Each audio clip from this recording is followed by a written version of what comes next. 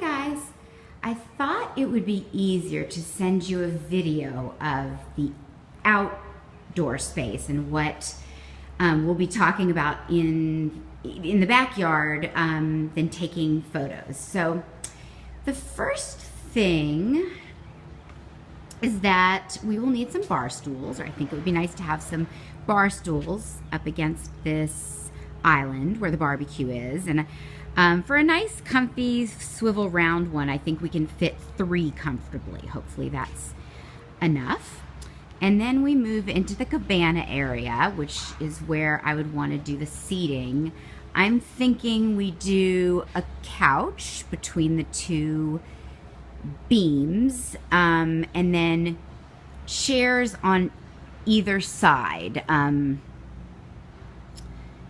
of in between the walkways, but facing the TV, and a coffee table in the middle. And then we move to the pool area. This is the right side of the deck, where I thought it would be great to have some chaise lounge chairs.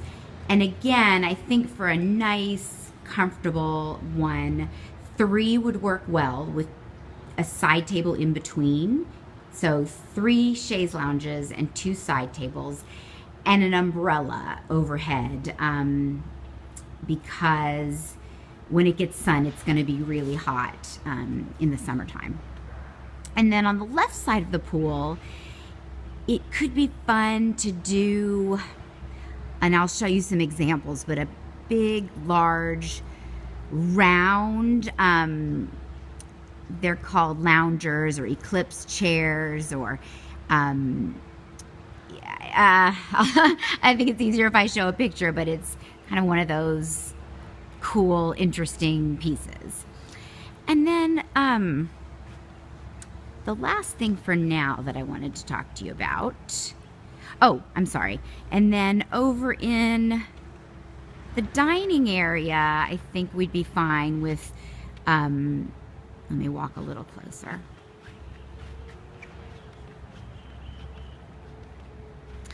Just a rectangular dining table and 6 chairs, if you want to start with that, 2 on each end and 2 on each side. And then for the area right outside of the family room, to be perfectly honest, when the doors are open, and I don't know how often you'll have them open or not, but when they're open, there really isn't a ton of width. And if it were me, I would either hold off on doing this area until you've seen all of the rest of the furniture placed, and maybe you've lived here a little bit and have a better sense of what you want to be doing in that area. Maybe you just want to put 2 chairs facing the backyard for when Callie is big enough and she can play or have play dates in the grassy area, and you can sit from this vantage point and watch her play if you're having a play date or whatever.